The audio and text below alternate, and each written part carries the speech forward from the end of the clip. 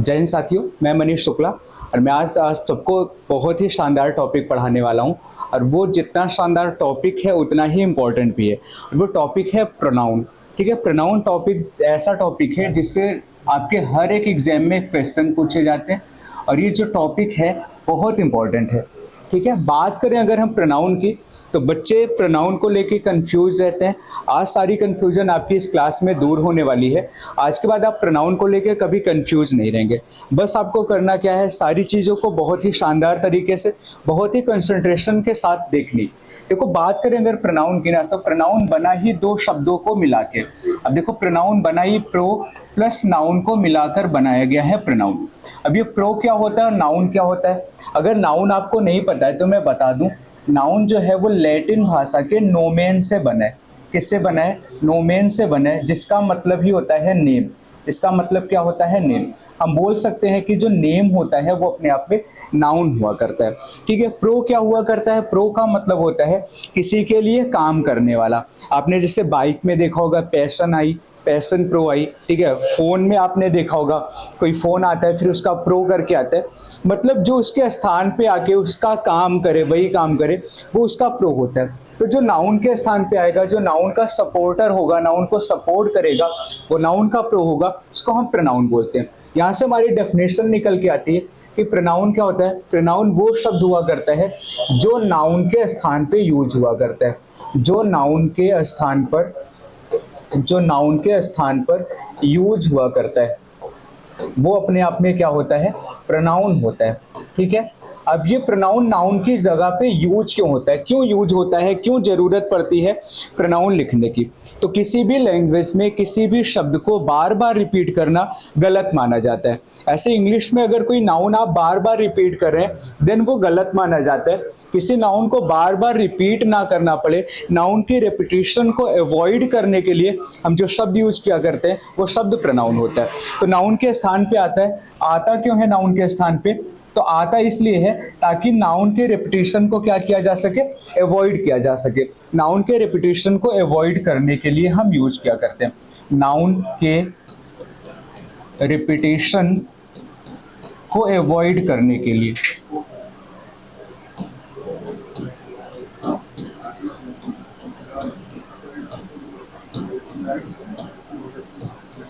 Noun के repetition को avoid करने के लिए हम शब्द यूज किया करते हैं, प्रोनाउन का यूज किया करते हैं। अब बात ये आती है क्या सर, जो प्रोनाउन होता है वो नाउन के रेपिटेशन को ही रोकता है या इसके अलावा भी कोई काम करता है? तो जो प्रोनाउन हुआ करता है वो नाउन की रेपिटेशन तो रोकने का काम किया ही करता है, कई बार नाउन का जेंडर बताने का भी काम करता है। नाउन का जेंडर बताने का भी काम करता है। कौन सा शब्द? प्रोनाउन। नाउन का जेंडर बताने का काम करता है। ठीक है,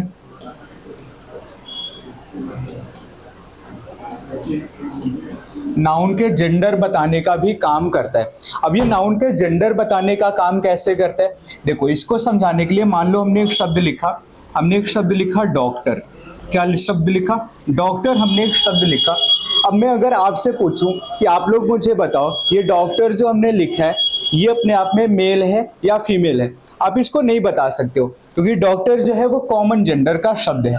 लेकिन जैसे ही हमने इसके लिए प्रोनाउन यूज कर दिया ही, आप बताओगे सर ये डॉक्टर जो है वो मेल है। और जैसे ही हमने इसके लिए यूज कर दिया शी, आप बोलोगे ये डॉक्टर जो है ये अपने आप में क्या है? फीमेल है। तो देखो, ये प्रोनाउन देखकर हम नाउन का जेंडर भी डिफाइन कर पा रहे हैं। तो प्रोनाउन का काम होता है नाउन के रिपीटेशन को रोकना। नाउन का जेंडर बताने का काम भी कई बार प्रोनाउन किया करता है। ये तो थी प्रोनाउन की डेफिनेशन कि प्रोनाउन आखिर होता क्या है। ठीक है, बहुत सारे प्रोनाउन होते हैं। जो आज की क्लास में हम लोग प्रोनाउन सीखेंगे वो हम लोग सीखेंगे रिफ्लेक्सिव प्रोनाउन और एम्फेटिक प्रोनाउन। रिफ्लेक्सिव और एम्फेटिक हम लोग इसलिए सीखेंगे क्योंकि रिफ्लेक्सिव और एम्फेटिक प्रोनाउन को लेके बच्चे बहुत ज़्यादा कंफ्यूज रहते हैं। कंफ्यूज वो इसलिए रहते हैं क्योंकि दोनों होते एक जैसे हैं, दोनों दिखते एक जैसे हैं। ठीक है, एक जैसे दिखते हैं इसलिए उसको लेके बच्चे जो है कंफ्यूज हो जाया करते हैं। ठीक है, अब वो एक जैसे दिखते हैं लेकिन दोनों होते अलग अलग हैं क्योंकि उनका फंक्शन अलग अलग होता है। पता कैसे चलता है ये होता क्या है वो हम लोग सीखेंगे। ठीक है, कैसे सीखेंगे देखिए। जैसे बात करें दो टाइप का प्रोनाउन आज हम लोग सीखेंगे आज की क्लास में। एक हुआ करता है रिफ्लेक्सिव प्रोनाउन। कौन सा प्रोनाउन? Reflexive pronoun. और दूसरा हुआ करता है एम्फेटिक प्रोनाउन। एम्फेटिक प्रोनाउन, ठीक है। एक हुआ करता है रिफ्लेक्सिव प्रोनाउन और एक हुआ करता है एम्फेटिक प्रोनाउन। अब ये रिफ्लेक्सिव प्रोनाउन और एम्फेटिक प्रोनाउन हुआ क्या करता है ये समझिए, ठीक है। दोनों देखने में एक जैसे होते हैं क्योंकि दोनों होते सेल्फ केस है। सेल्फ केस की बात करें तो जैसे आई का सेल्फ केस क्या हुआ करता है? आई का सेल्फ केस हुआ करता है माई सेल्फ। क्या हुआ करता है? माई सेल्फ जो है वो आई का सेल्फ केस हुआ करता है। वी का सेल्फ केस हुआ करता है आर सेल्फ्स, ठीक है। अब देखो यहाँ पे सेल्फ, ठीक है, यहाँ पे सेल्फ और यहाँ पे सेल्फ्स क्यों लगा, उसका रीजन क्या है मैं एक्सप्लेन कर दूं आप लोगों के लिए। यहाँ पे देखो आई जो होता है उसको सिंगुलर माना जाता है। फिर आप बोलोगे सर आई को सिंगुलर क्यों मानते हैं, इसके साथ वर्ब तो प्लूरल भी यूज करते हैं, हैव भी यूज करते हैं। लेकिन याद रखिएगा आई जो है वो रिप्रेजेंट कितने लोगों को करता है? आई हमेशा एक को रिप्रेजेंट करता है, सिंगल को रिप्रेजेंट करता है। और जो एक की बात करेगा वो सिंगुलर हुआ करता है, इसलिए सेल्फ लगा। और किसी भी नाउन के अंत में एफ लगा होता है तो प्लूरल बनाते टाइम एफ को हटा के वीएस लगाते हैं। ये आपको कॉन्सेप्ट पता होगा। अगर एफ लगा है उसके पहले कोई कॉन्सोनेंट लिखा है तो एफ हटाते हैं और वीएस लगाते हैं, इसलिए वी जो होता है वो आई का प्लूरल हुआ करता है। तो इसका सेल्फ केस क्या बन गया? आर सेल्फ्स बन गया। बात करें यू की तो यू देखो अपने आप में सिंगुलर और प्लूरल दोनों हुआ करता है, इसलिए इसका जो सेल्फ केस बनता है योर सेल्फ भी बना करता है और योर सेल्फ्स भी बना करता है। जब बात यू जो है वो एक के लिए भी आता है, एक से ज्यादा के लिए भी आता है। जैसे हमने कहा यू आर अ स्टूडेंट, हमने क्या बोल दिया? हमने बोला यू आर अ स्टूडेंट। जैसे ही हमने कहा यू आर अ स्टूडेंट तो यू यहाँ पे एक व्यक्ति के लिए आया। जैसे देखो यहाँ पे हमने लिखा यू आर अ स्टूडेंट। जैसे ही हमने लिखा यू आर अ स्टूडेंट, यहाँ पे जो यू था वो कितने लोगों के लिए आया? एक के लिए आया। तो यहाँ पे जो यू है वो अपने आप में एक सिंगल की बात कर रहे हैं, सिंगुलर है, ठीक है। वो भी इसके साथ प्लूरल ही लगा करते, याद रखिएगा। लेकिन हमने लिखा यू आर स्टूडेंट्स।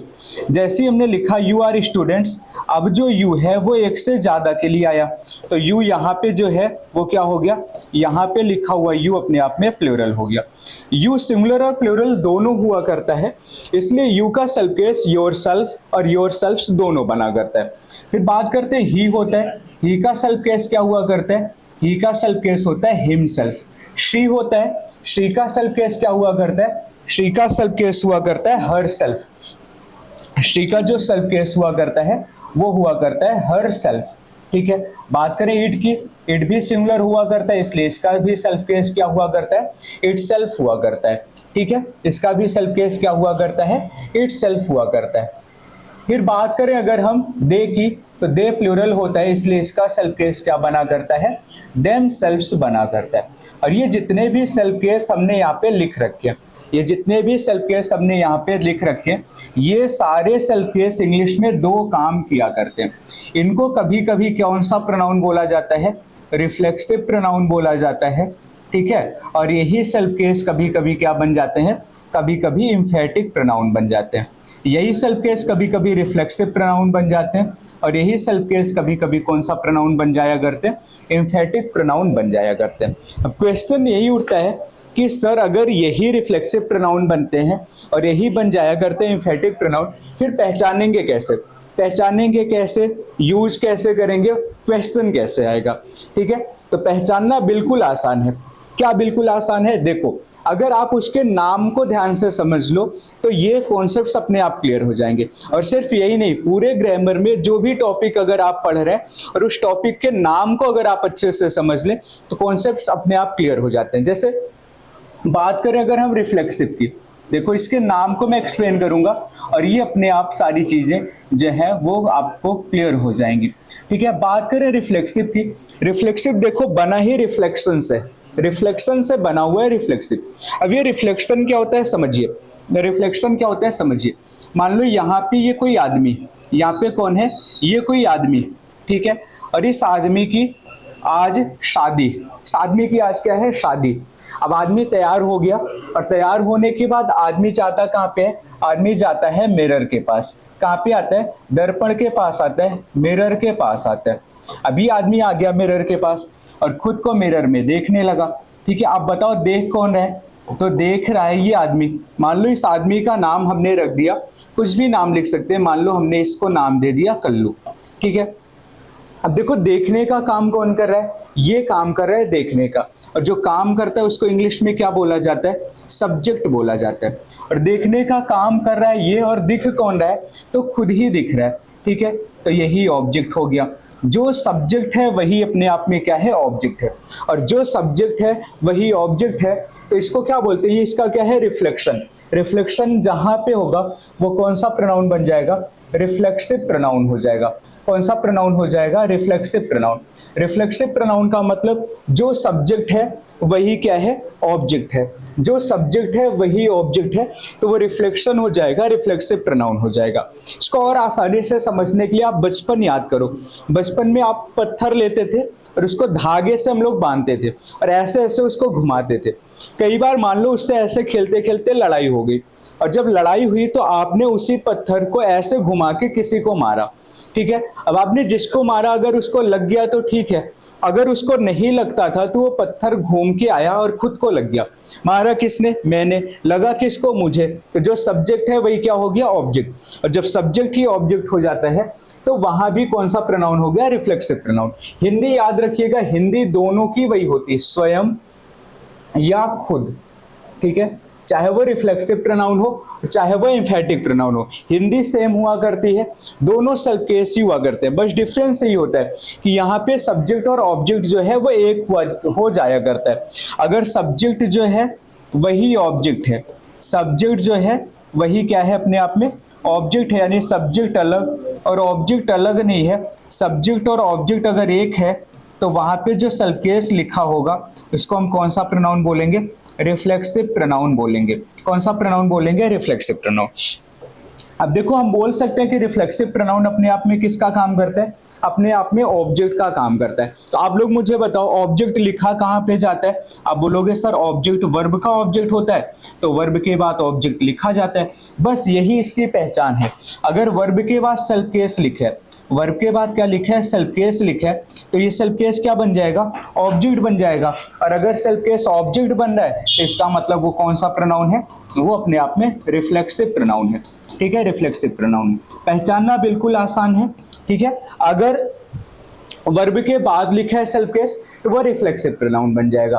अब बात करें अगर हम एम्फेटिक प्रोनाउन की, कि ये एम्फेटिक प्रोनाउन क्या होता है, तो एम्फेटिक प्रोनाउन समझना भी बहुत ही आसान है, ठीक है। एम्फेटिक प्रोनाउन क्या होता है समझिए।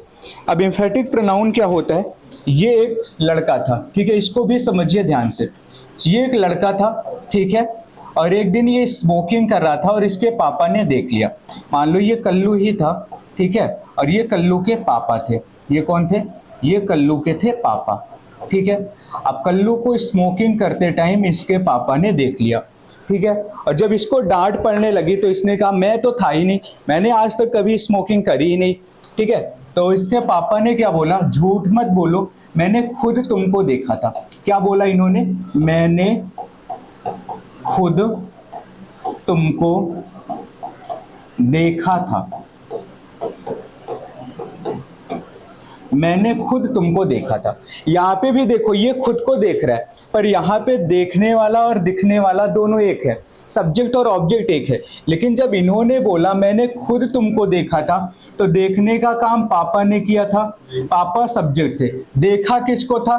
कल्लू को देखा था, तो जिसको देखा वो क्या हो गया? ऑब्जेक्ट। यहाँ सब्जेक्ट और ऑब्जेक्ट एक नहीं है, बल्कि सब्जेक्ट अलग है और ऑब्जेक्ट अलग है। और जब सब्जेक्ट अलग है ऑब्जेक्ट अलग है, तो ये जो खुद शब्द आया है ये काम क्या कर रहा है? तो ये सिर्फ एम्फेसाइज कर रहा है। एम्फेसाइज का मतलब होता है जोर डालना, कि किसी ने बताया नहीं, मैंने खुद देखा है। और जब बात एम्फेसाइज करने की आएगी, ये एम्फेसाइज कर रहा है, इसलिए इसको हम लोगों ने कौन सा नाम दे दिया?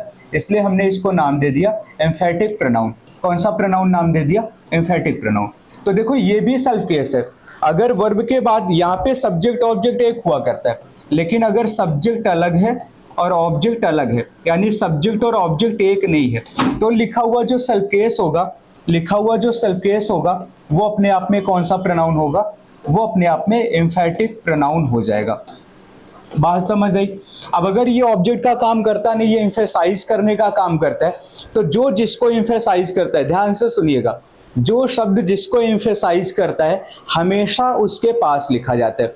अगर उसको आप किसी और के पास लिख दोगे तो वो उसको एम्फेसाइज करने लगेगा।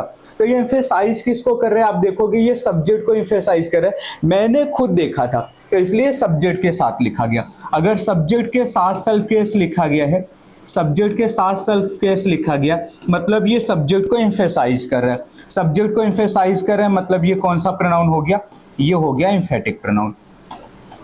अब बहुत सारे स्टेट एग्जाम्स जो हुआ करते हैं उसमें यही से क्वेश्चन आता है, यही से क्वेश्चन आता है। वहाँ पे आइडेंटिफाई करके बताना होता है कि लिखा हुआ जो पर्टिकुलर वर्ड है वो अपने आप में एम्फेटिक प्रोनाउन है या रिफ्लेक्सिव प्रोनाउन है। पहचानने का तरीका क्या है, वर्ब के बाद लिखा है, अगर ऑब्जेक्ट के रूप में लिखा है तो हमने क्या बताया, अगर सब्जेक्ट ही ऑब्जेक्ट है, ऑब्जेक्ट के रूप में सेल्फ केस आया तो वो रिफ्लेक्सिव प्रोनाउन हो जाएगा। और अगर वो सब्जेक्ट के बाद लिखा है तो वो सेल्फ केस अपने आप में एम्फेसाइज कर रहा है, वो एम्फेटिक प्रोनाउन हो जाएगा। इसको हम लोग क्वेश्चन से समझाते हैं, ठीक है। मैं आपको इसके लिए एक क्वेश्चन लिख रहा हूं, आप लोग देखिए। जैसे मैंने लिखा कि the old man himself cut all the trees. The old man himself cut all the trees. आप देखोगे यहाँ पे ये लिखी हुई वर्ब है और ये वर्ब का क्या है, अपने आप में सब्जेक्ट है। अगर ये सब्जेक्ट है, ये वर्ब का ऑब्जेक्ट बन गया, ठीक है। व्हाट या होम का जो रिप्लाई हुआ करता है वो ऑब्जेक्ट होता है। सब्जेक्ट अलग है, ऑब्जेक्ट अलग है, तो यानी लिखा हुआ जो यहाँ पे सेल्फ केस है वो रिफ्लेक्सिव नहीं होगा, वो क्या हो जाएगा, एम्फेटिक हो जाएगा। यहाँ पे लिखा हुआ जो सेल्फ केस है वो अपने आप में कौन सा प्रोनाउन है, एम्फेटिक प्रोनाउन है। लेकिन अगर मैं यही सेंटेंस ऐसे लिखता, the old man hurt himself, यहाँ पे भी देखो सेल्फ केस ही लिखा है, हिमसेल्फ, ठीक है। लेकिन यहाँ पे जो लिखा हुआ सेल्फ केस है, यहाँ पे जो लिखा हुआ सेल्फ केस है वो आप देखो कौन सा काम कर रहा है, ये लिखी हुई है वर्ब और वर्ब के बाद मिला है, वर्ब के बाद आने वाला जो नाउन या प्रोनाउन होता है वो क्या बन जाता है, ऑब्जेक्ट बन जाता है। अगर ये सेल्फ केस ऑब्जेक्ट के रूप में लिखा है, वर्ब के रूप बाद लिखा है, तो फिर यानी ये ऑब्जेक्ट है और ऑब्जेक्ट है, इसका मतलब ये यहाँ पे कौन सा प्रोनाउन का काम कर रहा है, ये यहाँ पे रिफ्लेक्सिव प्रोनाउन का काम कर रहा है। तो पहचानना एम्फेटिक और रिफ्लेक्सिव को बिल्कुल आसान है, यहाँ से स्टेट एग्जाम्स में क्वेश्चन पूछे जाते हैं, ठीक है। अगर ये पहचानना आ गया है तो इससे रिलेटेड कॉन्सेप्ट क्या है और किस किस टाइप के क्वेश्चन बन सकते हैं वो हम लोग समझेंगे। पहला क्वेश्चन तो यहाँ से यही बनता है कि आप पहचान के बता दो कि वो जो लिखा हुआ सेल्फ केस है वो अपने आप में रिफ्लेक्सिव है या एम्फेटिक है।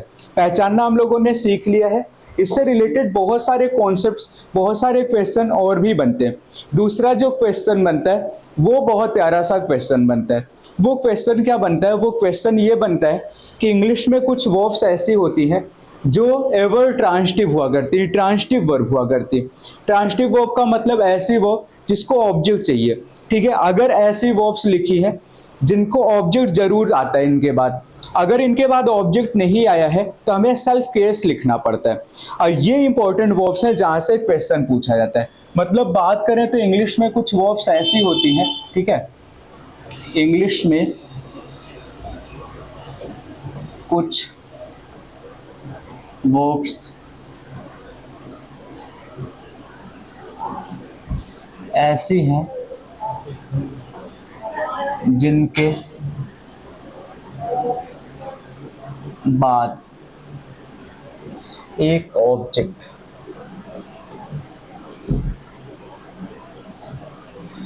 जरूर आता है।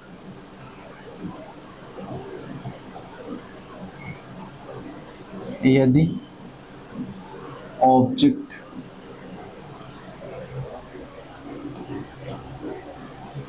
नहीं आया हो तो हम सेल्फ केस का यूज करते हैं।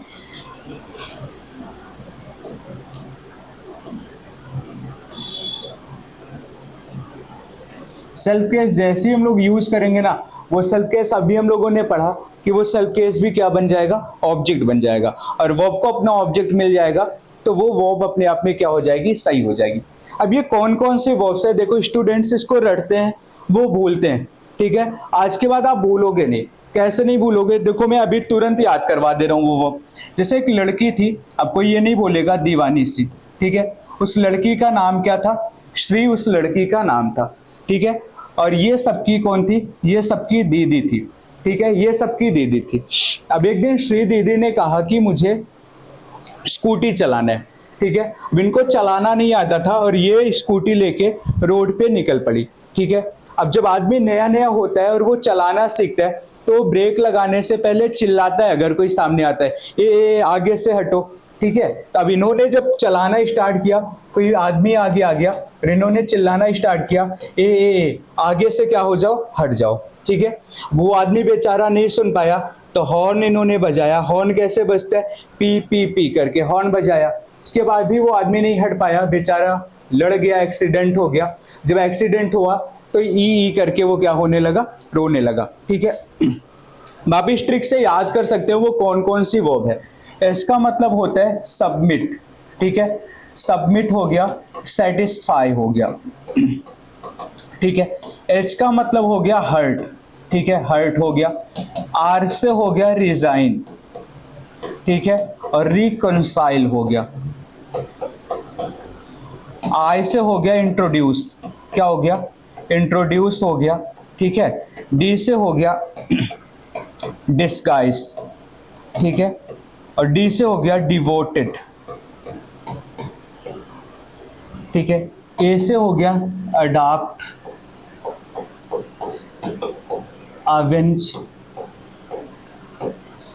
Avail, absent. पी से हो गया प्राइड, प्रेजेंट और पोस्ट्रेट।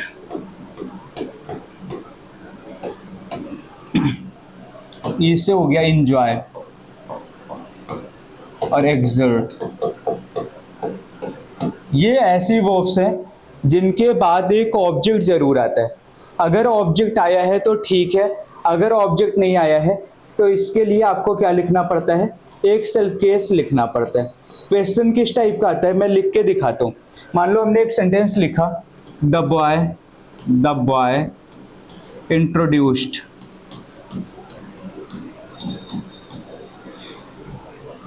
To the principal. प्रिंसिपल की स्पेलिंग याद रखना, कई बार प्रिंसिपल की स्पेलिंग से भी क्वेश्चन आ जाता है। प्रिंसिपल PAL होता है प्रधानाचार्य और PLE होता है सिद्धांत, ठीक है। और दूसरा हमने लिखा, देखो इस एक ही टाइप के दो सेंटेंस में लिख रहा हूँ जिससे आपको ये समझना बिल्कुल आसान हो जाएगा। The boy introduced his friend, ठीक है, his friend to the principal, to the principal. आप देखो दो सेंटेंस लिखा है और दोनों सेंटेंस में इंट्रोड्यूस वर्ब आई है। और अभी अभी लिस्ट में हमने पढ़ा इंट्रोड्यूस वर्ब के साथ भी क्या आता है, सेल्फ केस आपको लगाना पड़ेगा अगर ऑब्जेक्ट नहीं आया है तो। यहाँ पे देखो इंट्रोड्यूस है और इस सेंटेंस में यहाँ भी इंट्रोड्यूस आया है। जब यहाँ पे आप इंट्रोड्यूस देखोगे तो इसके बाद ये लिखा टू है जो कि अपने आप में प्रेपोजिशन होता है। अब प्रेपोजिशन के बाद आने वाला जो शब्द हुआ करता है वो प्रेपोजिशन का ऑब्जेक्ट हो जाया करता है। तो यहाँ पे इंट्रोड्यूस के बाद ये प्रेपोजिशन का ऑब्जेक्ट हो गया। अगर ये प्रेपोजिशन का ऑब्जेक्ट हो गया तो क्या वर्ब को अपना ऑब्जेक्ट मिला, क्या नहीं मिला, क्योंकि कोई भी नाउन या प्रोनाउन या तो वर्ब का ऑब्जेक्ट बनेगा या फिर प्रेपोजिशन का ऑब्जेक्ट बनेगा। अगर इस वर्ब को ऑब्जेक्ट नहीं मिला तो अभी हम लोगों ने पढ़ा ये ऐसी वर्ब्स हैं जिनको ऑब्जेक्ट चाहिए। अगर ऑब्जेक्ट आया होता तो ठीक है, ऑब्जेक्ट नहीं आया तो इसको सही करने के लिए आपको सेल्फ केस लिखना पड़ेगा। और बॉय का सेल्फ केस क्या हुआ करता है, हिमसेल्फ, तो यहाँ पे आपको हिमसेल्फ लिखना पड़ेगा। लेकिन बात करें अगर इस सेंटेंस की, यहाँ भी इंट्रोड्यूस आया और इसके बाद आप देखो ये ऑब्जेक्ट आया हुआ है। अगर ये ऑब्जेक्ट आया हुआ है, इस वर्ब को अपना ऑब्जेक्ट मिल गया, फिर सेल्फ केस लगाने की कोई जरूरत नहीं है और ये सेंटेंस अपने आप में सही, ठीक है। तो ये रिफ्लेक्सिव और एम्फेटिक प्रोनाउन का कॉन्सेप्ट था, ठीक है। पहला क्वेश्चन आ जाता है पहचान को लेके, आइडेंटिफिकेशन को लेके। आइडेंटिफाई आप कर पाएंगे दूसरा क्वेश्चन यहाँ से आता है, कुछ वर्ब्स हैं जिनके बाद सेल्फ केस लगा करता है। एक कॉन्सेप्ट और याद रखिएगा, इंग्लिश में कुछ वर्ब्स ऐसी होती हैं जो डूइंग और हैपनिंग दोनों बताया करती। इससे बात करें हम ब्रेक की, तो ब्रेक का मतलब तोड़ना भी होता है और टूट जाना भी होता है। ऐसी एक वर्ब है स्टॉप, स्टॉप का मतलब रोकना भी होता है, रुक जाना भी होता है। हाइड, छिपना भी होता है, छिपाना भी होता है। तो दुनिया की ऐसी कोई भी वर्ब जो डूइंग और हैपनिंग दोनों होगी, उसके साथ कभी भी सेल्फ केस का यूज नहीं हुआ करता है। ये कॉन्सेप्ट भी याद रखिएगा, ठीक है। तो आज की क्लास में बस इतना ही, मिलेंगे नेक्स्ट क्लास में। थैंक यू, जय हिंद।